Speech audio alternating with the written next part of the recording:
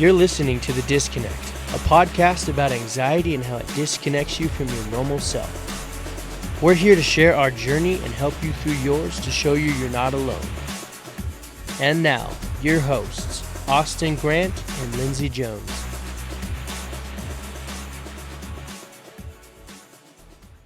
Welcome to episode 9 of The Disconnect. For those of you who have been following along with us, welcome back. If you're just tuning in for the first time, we're so glad that you're listening. In the most recent episode, we've talked about our experiences with anxiety over interviews. And today, we wanted to talk about a very special topic that tends to arise this time of year: money. Ooh, it's tax season. Tax season. File those taxes, people. Fun times. Really, though. Fun times. File your taxes. It's healthy. It's good for you. According to a 2016 study by the financial services company Northwestern Mutual, 85% of Americans reported feeling some level of anxiety around money. That's a ridiculous amount of people. That is so many people. 85%. I don't know how many people are in the United States currently, like 300 million or something. Many.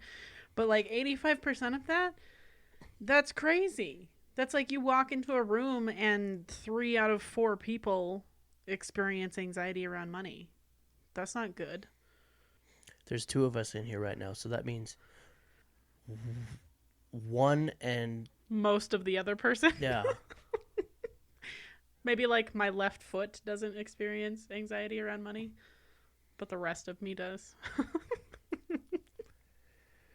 Where do you think consumer debt plays into all that? I think consumer debt is probably a majority of The it. worst? Yeah. Because we're constantly faced with like you can't go anywhere without seeing ads for things like, oh, buy this new thing. Oh, you mean like how I just saw Amazon and it said free delivery Monday, and I was just tempted to click buy just cuz? Yeah, and you had to restrain yourself. It's like you get a form of instant satisfaction and instant gratification when you buy things from Amazon, because you don't have to wait for it really anymore. Like when you would buy things off the internet, it used to take like, oh, I'm going to have to wait 3 weeks before I can get this bar of soap that I ordered off the internet. And so now you can have things delivered sometimes next day, depends on where you are with Amazon, but sometimes same day, I think. The amount of times I have done that and spent, I don't even want to talk about how much more money because I can get it fast, is unreal, unhealthy. Oh, absolutely. It's super unhealthy. So today's tip, something I'm actually trying to implement, is deleting my cards off of Amazon so I have to manually enter them so I don't dip out of my budget, because that was my issue. Are you really? Yeah. Wow. I would literally just go through click and Jess would scream at me. She'd be like, that's not in our budget. I'm like, but it said buy now. And it said free delivery tomorrow. And it's so easy because you just press one button and it's so easy. Yours. So now I'm making it harder. Mm-hmm. I have to go in and manually enter my card information every time I want to buy something. Oh, that's smart. Do it. I like that. Maybe I will do that. That'll be part of That's today's tip. Thanks for listening, everybody. Part of my 2020 resolution is to delete my information off of Amazon. Yeah, that's really interesting. But really, like, if you think about whenever you go somewhere, you're always faced with another ad for something. And we live in such a consumerist world that it's really hard to avoid the desire to buy things. Like, you have to have a lot of self-control to be able to manage your money well, because of all of the constant advertising that we're facing like every day. We were talking to somebody about data analytics today, and we were mentioning how easy it is to advertise to people. And like, I always think about how whenever I Google something, the very next thing that pops up in like my Instagram feed in ads is going to be the thing that I just Googled. Or like, I'll go and like add things to a shopping cart and then decide like, oh, maybe I don't want this stuff, and I'll close out of it. And then the very next thing I see on my Facebook, or the very next thing I see when I Google something else in terms of ads, is the exact cart that I just built on Amazon or like wherever it is that I'm shopping. And it's like such a really hard world to live in right because now. Alexa is listening. Oh, everybody's listening. It just said she'd like say something or have a conversation about like a product or something. Mm-hmm. And then you scroll through Instagram and it just shows up and I'm like, yeah. There are times freaky. where like I'm not even talking about it. I'm just thinking about it, and then it appears It's on my inside your on my brain. Instagram feed. Well, I think it anticipates what you want to buy next. I think there's some kind of like anticipatory data analytics that you can do, like just based upon what you were previously searching. They would think like the next logical step would be this. I don't know, like if you're talking about getting back into music, like the next logical step would be to show you an ad for like a guitar. Or Well, like for Jess and I, we're signing up for registries and stuff. So anytime now that I've done that, and anytime I go on any sort of website, I'll see ads for registries, and I'm on Instagram, and it's telling me about all these registries, and I'm like, relax.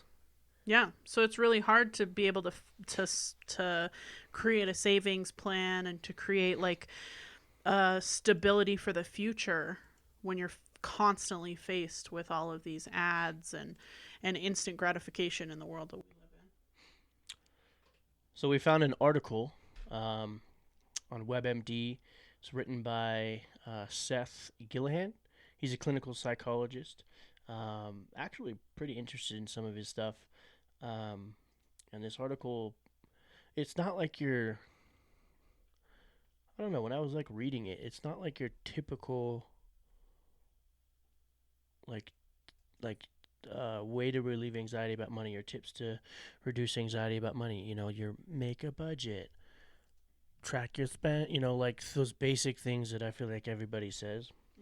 I think this one kind of dug a little deeper. And so we wanted to talk about it today just because it's kind of like personally my perspective on money and where I'm at financially has completely changed the last couple months. And so the stuff that he talks about in this article, it's talking about how your financial situations are just one variable that can trigger anxiety about money. But there's certain ways that you can manage these. And so he talks about, the first thing he mentions is remembering that even financial ruin would not be the end of the world. So I think this is a huge thing for people, and I've definitely been there. We're living paycheck to paycheck, and you depend on your work to live, and so if this happens, this fear of financial catastrophe, as he states it, going into bankrupt, losing your job, facing foreclosure on your, like, those are actual pressures. I mean, it doesn't help that society nowadays, like, banks are targeting people and they benefit from that. That's a whole separate topic. But, like, I don't know. It's just like, it's fascinating kind of how he talks about it. It's like if that were to actually happen, it's a challenge that, I mean, he mentions that he would need to face together with his family, that many families deal with, but it's something that you deal with, with your spouse, with your, your brother, with your parents or whatever. And so it's just like putting so much pressure on that. I think in my mind, when I interpret this advice or this paragraph that he mentions in this article, it kind of brings back to that podcast episode that I showed you about focusing things that are important, like focusing on things that are important rather than those that are urgent. So for the example, he mentioned like, oh, your car broke down, you're having to pay $2,000, $3,000 for a new transmission or whatever it may be. That's urgent, so you're going to stress about that, and you're going to need to figure that out. But focusing your attention and focusing your attention on the important things. Okay, so you obviously need to fix the car if your transmission goes out, if your tire blows or whatever. But the important thing is, and the important things to focus on is regularly changing your oil, taking care of the car in a manner to prevent those urgent things from happening. I mean, granted, Murphy's Law, bad things are going to happen. But I really liked like how I interpret this was fearing that financial catastrophe. Okay, at any point something could happen, but taking the necessary steps to focus on the important things to prevent those types of instances or catastrophes can help reduce anxiety because you have a plan. If that makes sense. It's kind of like front loading your life a little bit. So spending a little bit of money now to maintain your car can help you down the future. So you're kind of investing in your own future well-being, so to speak. And I think the same thing can be said for setting up a savings account or making sure that you have like a savings plan or a retirement plan. A little bit of money saving now can really save you a lot of trouble in the future. So for example, with your car example, if you're, changing your oil regularly now and making sure that your car is well maintained, and you're also trying to maintain a savings account, then later down the road when your transmission will inevitably go out, because all things fail, right? So if your transmission goes out, you will have a savings account to actually fall back on, so you don't have that initial shock of, oh my god, I don't have $3,000 to change my transmission right now. And you just saved for your own benefit in the future. Well, yeah, and another piece he talks about in this article is being open to uncertainty. So a lot of the anxiety about money comes from the uncertainty about the future or a lack of control over things. I mean, that's me. I panic when I can't control something. Mm-hmm. And so, he mentions like if the economy is going to tank again, or climate change triggering economic catastrophe, and a number of other things. And so he then goes to talk about why not just let it go and just let go of the struggle.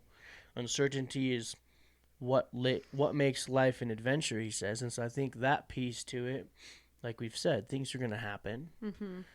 It's kind of how, like, that's just how life is. And so I think learning experiences through that and preparing for that, as opposed to having so much anticipatory anxiety over it, Mm-hmm. of what could go wrong, what will go wrong, what this, this, that, and the other. You can spend all that time and energy focusing on that, as opposed to, okay, I can do what I can do to prepare for this. Beyond that, I'm not going to worry about it. Mm-hmm. Well, I've had to kind of do something very similar in my own life. Like, Jacob and I moved into our own apartment like a year or so after our mom passed away, and Jacob is my brother, in case I haven't ever mentioned his name on here before. And we, for a long time, he didn't have a job. I barely had enough to, help us survive. And there was a lot of financial instability in our lives during that time. And I remember just being so sick with anxiety, with how am I going to pay rent? I have to figure out whether I want to pay the water bill this month and try to catch up on that, or whether I want to pay my electricity bill. I really was, not in a good, stable financial place, but there was not a lot that I could do about it. Like I was doing everything that I could in that moment, and like I just eventually had to let it go, because worrying about it was causing me health problems, and that is not something that I needed to add to my plate at that time. And so eventually things worked out. Jacob got a full-time job. He's making more money than I make currently, actually, and he's doing really well, and we're both helping to support the household that we created. And being able to have gone through those times has really given me a good perspective on where I've come from and where I want to go. And like everything I do in my life now is helping me to build a better future.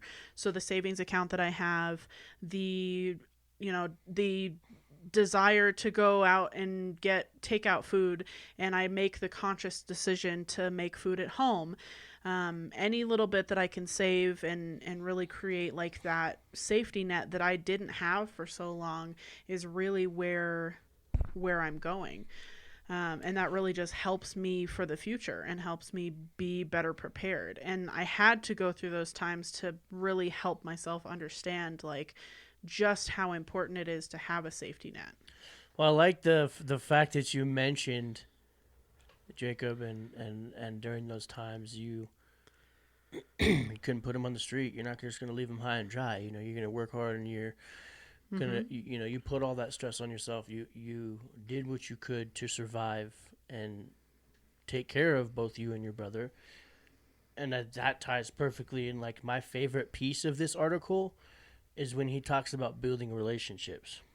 And so he then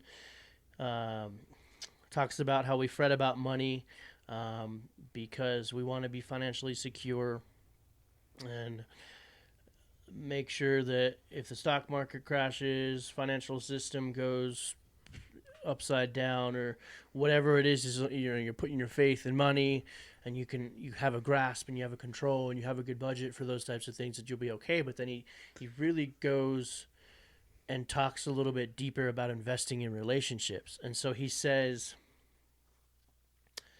no matter what happens with our money, the people that truly care about us will be there for us when we need them. And so, like you hear people say all the time, the best thing you can give someone is your time. And so, right as you were thinking or explaining that situation of you and Jacob, and how a couple of years ago you were working so hard and barely making ends meet for him, helping him get on his feet, you know, it's frustrating for you, and you're not just going to, like, you could have easily said, okay, Jacob, I can't, you know, you're on your own. Oh, like, absolutely. Go find your own place, but you didn't. And so establishing those relationships came and helped. And so he says, on a practical level, those relationships, those friends, those family, they might offer food or a place to live in a time of crisis. And so that just kind of, like, when you were talking about your experience with Jacob, and now how through all those things and you building your relationship with him over the last couple of years, I mean, you guys are closer than probably ever before. You've even said on multiple times, you know, he's finally in a place where he can take some of that burden off of you. And so I think that's important, because he could have just easily given up on him, and God knows where he would have been today. Oh, absolutely. You know, and so since you chose to build that relationship, regardless of finances or whatever the situation, I mean, it came to benefit you in the end. I mean, in terms of where you're at now. And so I don't know, that piece just really was interesting as you were saying that. I was like, that hits home.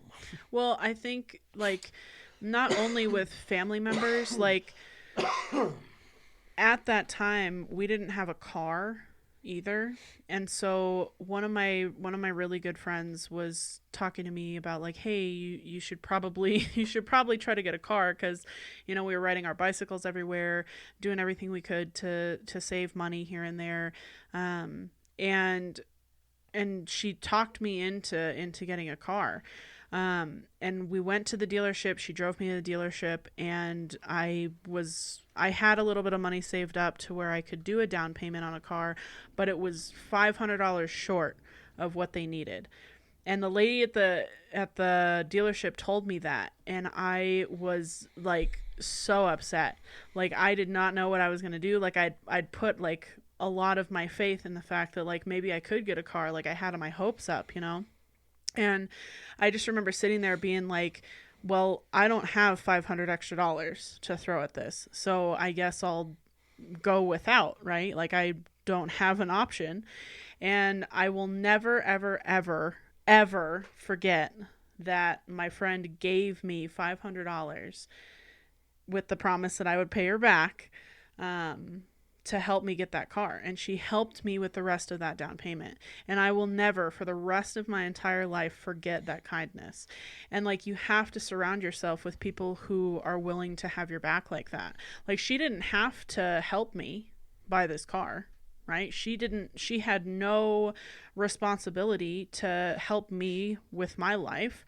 You know, we're friends, but, you know, it's out of the goodness of her heart that she decided to do that. And I will never forget that kindness that I was showed. And, like, we're still really good friends to this day. And I would do probably pretty much anything for her, not because of the car thing, but because she's such a good friend. And I think not only do you need to invest like money in your future, but you also should invest in relationships for your future.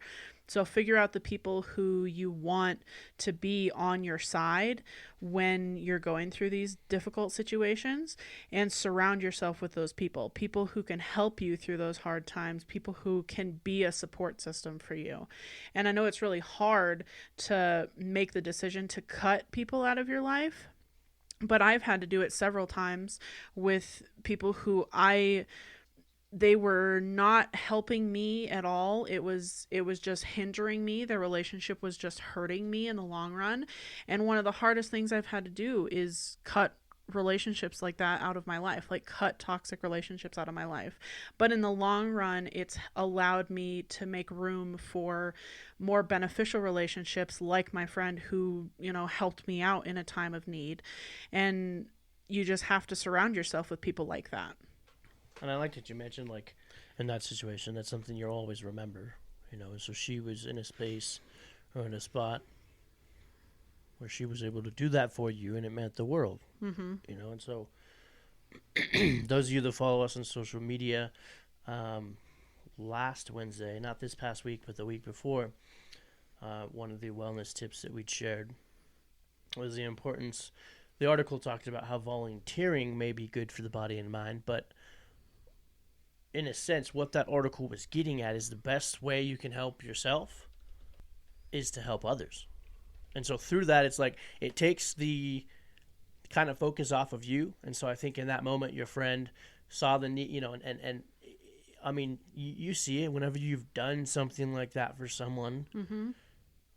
Like there's such a good feeling, and you don't have that buyer's remorse when you click that buy now button on Amazon and you just spent $800 on something you don't need. Mm-hmm. But when you do that for someone else, I think that significantly reduces anxiety. And so I loved that article, and which is why I shared it.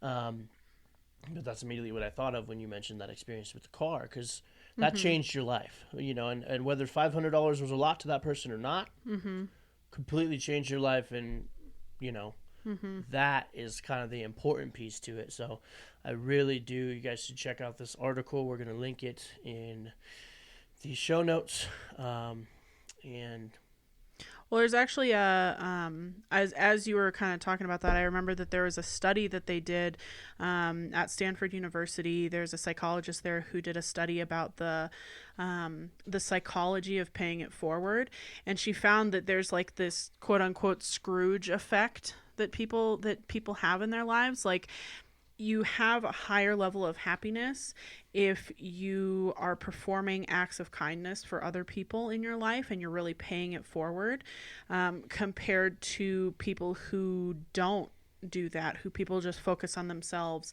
And they're a lot happier when they're doing things for other people, versus when they're, not supporting their fellow humans. And I think that this is probably something that we need more of in the world, is just more random acts of kindness. Like, whenever I can, I try to pay it forward with that situation in mind, so that, like, that situation that I had with my friend has really stuck with me. And whenever I can, if I have the means to, I will pay it forward for somebody. So there was one time I was buying lunch at one of the local grocery stores, and I was just sitting there in line, and the high school kid in front of me was trying to buy lunch, and he put his card in the thing, and it came back that it was declined, and he tried it again and again, and his friends were with him, and he just looked so embarrassed. I just remember, I remember being very aware of how, like, embarrassed he was, and the cashier, like, took his items and set him aside, and he went to the back of the line and, was trying to figure it out, and his friends were just standing there watching him. And so I bought his lunch for him. It was just like a sandwich and a drink, and it was like, just a couple bucks. But, like, I remember thinking, like, if I can help this person out in this situation, then I'm going to. And I didn't stick around to see what happened with that. But I know the embarrassment of not being able to buy something at a grocery store. I've been there. In the grocery store, the snack bar with your friends. Yeah, anywhere. The movie theaters. I've been there, and I'm like, yeah, I don't need popcorn today. Yeah, and it's embarrassing. Very It's like it's a awkward. very embarrassing, awkward situation to be in. And I will always pay it forward for people like that when I can, because it is putting more good into the world, and it doesn't really matter to me what that person's reaction is. Like, I don't do it to like have somebody come thank me. I don't need them to thank me. I just need more positivity in the world. And so that's why I do it, because it makes me happy, and it makes me feel like I'm doing something good for the greater good, I guess. Just hitting it with them deep quotes today. So we got 2 takeaways from this episode. If you're just tuning into this point, make it harder on Amazon. Remove your credit cards, your debit cards, any form of payment to prevent yourself from just that one-click checkout and then pay it forward. But the neat thing about the pay it forward, it doesn't always have to involve money. Right. You don't have to pay for someone's coffee. You don't have to pay for someone's food. The idea of it, like you said, the positivity piece is just treating it as a random act of kindness. You're not going to do it to gain something in the future. The paying for that kid's lunch is just somehow going to pay dividends for you, and if he becomes a millionaire and he's going to write you a check, like, Right, that's not no. why you do it. No. So like something simple, something as simple as opening a door for someone. Right. You know, like those are like little things. Like Helping somebody load their groceries into their car. yeah. And so I think that's a huge piece there. And yeah, so paying it forward, I love that, especially when, like, just on this topic of money, it's so easy. You're getting those paychecks coming in and everything, and you're just like, what can I buy with this? What can I get? What can I get from this? And all this materialistic, it's horrible. It's like a disease that everybody's plagued with nowadays. But just think about that. Like, how can I make somebody's life better today? It doesn't even have to involve money. Be in a situation you don't have any money to give, and that's fine. Been there. Still there. Don't ever know if I will get out of there. We will someday. I believe in us. like in that sense, like, it doesn't hurt. And keeping that positive attitude. Like, I've noticed, even in the worst of situations or whatever may be going through, I'm doing something like that. It's that idea of helping others truly helps you, and you realize whatever problem you might have been going through or whatever, that crisis, not only does it help you build the relationships like he was saying, not only does it help you prepare, for that type of circumstance, but it just makes you feel good. And you're no longer stressed about that situation maybe, and you feel a little bit better than you did. And so, as promised for every episode, we love to end each episode with a quote that we found inspiring, or found at any point that just clicked. And it was just like, the one that we found today just blew our minds away. It's kind of like that advertisement piece when you're like thinking of things or how things have been going, and then you see it on the screen. Like, that's exactly what it was. We're talking about, like, the last couple months, I think you and I, we've focused, instead of making the most or striving for a career that's going to have the biggest paycheck, it's like, what type of thing, or what, like, doing things and putting more time into things that are going to add value to your life. It's one of my New Year's resolutions. Those of you who haven't tuned into our New Year's episode, pause this episode and go listen to it right now. But this quote was amazing. So it starts off, it's from Kim Garst. It says, "If you don't value your time, neither will others. Stop giving away your time and your talents. Value what you know and start charging for it." I love that quote, because I think one of the most valuable things that we have is time. Probably, arguably, the most valuable thing that we have is our time, because the one thing in the world that you're never going to get back is your time. And I can go out and I can get more money. I can go out, I could get another Xbox, I could get another computer, I could get, another 100 random objects that I don't necessarily need, but I will never get time back. And I think it's really important to recognize what we're spending our time on. And for me, like, am I going to spend my time worrying about, all these things that I don't have control over? Or am I going to spend my time working towards a better future for myself? Am I going to spend my time being angry, or am I going to choose and make the conscious decision spending my time being happy? Because a part of me feels like that is a choice, at least for me. Like, I can choose to be angry about something, and like 90% of your reaction to something is your own. Like 90% of a situation is your own reaction to it. Like, you can't control another person, but you can control how you feel about it.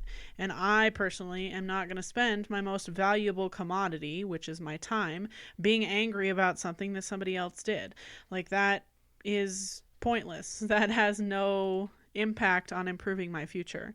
And I think just making those conscious decisions and just trying every day to be better with how we spend our time will really help us in the long run and just help us be happier, healthier human beings. And just to clarify, while reading this quote, I can see how the last piece we're talking about, okay, valuing your time, and then the last piece says, and start charging for it. That doesn't mean you're going to value your time. And so, Lindsay and I hanging out right now, like me talking to her, doing, enjoying that time together. I'm not going to be like, all right, that'll be $15.95 for the 10 minutes that we spoke. Like, that's not what this quote's getting at. I mean, I think what means most to me and what stood out for that part, and start charging for it, is understanding how much you're worth. Mm-hmm. If you're doing a job that you hate, that's not going to bring you value. That's not going to bring you joy. It might bring you get money, but it's not going to like charge you or fuel you the way it would is if, like for us, we're doing this podcast. This is something we enjoy. We're obviously not, we're not charging you. We're not going to be like, okay, that's it, the episode. There's $50. Like, we'll send you a bill in the mail. Like, that's not the piece to it. It's just like understanding how, like, when you understand the value of your time, you know how much more you're worth. And however that interprets or sits well with you, like, for me, that motivates me and fires me up to go do something that I love. Mm-hmm. And yeah, like, does that make sense? Yeah, you're choosing to spend your time doing things that make you happy. Because if you only have a certain amount of hours in this world, right? We're all, if you believe in that, like, you have like a clock on your life, right? And are you going to spend a majority of those hours doing a job that might bring you money but makes you miserable at the end of the day? Is it really worth it? Because there's a cost to everything. So if you say, like, I'm earning a paycheck, but at what cost? At what cost are you earning that money? At what cost are you going to a job that you hate every day? It's at the expense of your happiness. And that's not anything that I want to do personally. Like, I do not want to spend my happiness on a job that I hate. All right, guys, we hope you enjoyed today's episode, and more specifically today's quote. We'd also love to hear from you guys, hear your story, but more specifically, let us know if you have some tips and tricks, maybe some stuff that we mentioned that you'd like, or some tips and tricks of your own of what you do to be conscious and mindful of this trust and this faith and this security that you place in the hands of money. And so, yeah, I mean, we'd love to hear and chat more about that, just because I was just talking to Lindsay about it, just how much we've grown in the last couple of months, and through the conversations and stuff that we're having, and the decisions and things that we're doing by implementing that piece of putting our time into things that add value to our life is paying dividends in ways money can't even, like, I can't even explain it, and so we'd love to chat with you about that. DM us on Instagram, send us a message on Facebook, or shoot us an email. Instagram's at Frank Disconnect. We love to get to know you all. And please be sure to send any questions or suggestions to our email. We have askfrank@frankdisconnect.com. And then lastly, go ahead and give us a follow on Spotify and iTunes. And we would definitely love it if you'd leave us a review. That helps us be able to reach more people. And just spread the good news, good news about our experiences with anxiety and just helping others through this lovely walk of life, whatever you want to call it. This adventure that we got going on here. Yeah, exactly. And then don't forget to check out our Patreon. It's patreon.com/FrankDisconnect. Just, want to add a piece to that. It's like you heard like how we talked about how there's all these advertisements and things all, blowing up your screens, and it's like the most annoying thing. Like if I see another ad for this, I'm going to like throw my phone across the room. I think so. Like the important piece to this Patreon is it allows us to be able to sustain the podcast and fund the podcast and not have to rely so much on advertisement that's just not adding value to your life. It's wasting. You're doing something important or whatever you might be doing, and you're just constantly getting nagged, and so that is why we started a Patreon, is just to provide a way to not have to, add more clutter to your life, not have to add, subscribe to our podcast. It's not that, hey, you listen to our podcast, pay us money. We're charging you for our time. That's not at all what we're saying. Like if this is something that you believe in and you want to support, that is what that platform is for. Wouldn't you agree? Oh, yeah, absolutely. Like, we have so many different ideas for our Patreon. And again, like Austin was saying, it really helps us be able to not have to use the advertisement methods that are out there. Like, we want to grow our podcast and our business organically, and the best way we can do that is by producing good content. But it's hard to produce good content when we're split in a million different directions. So any kind of donation that we can get through Patreon, and any kind of subscription we can get through there always helps us out. It helps us to be able to provide maybe some guests in the future. We'd really like to do that, but in order to do that, we have to kind of modify our setup a little bit, and we'd actually have to purchase a new microphone.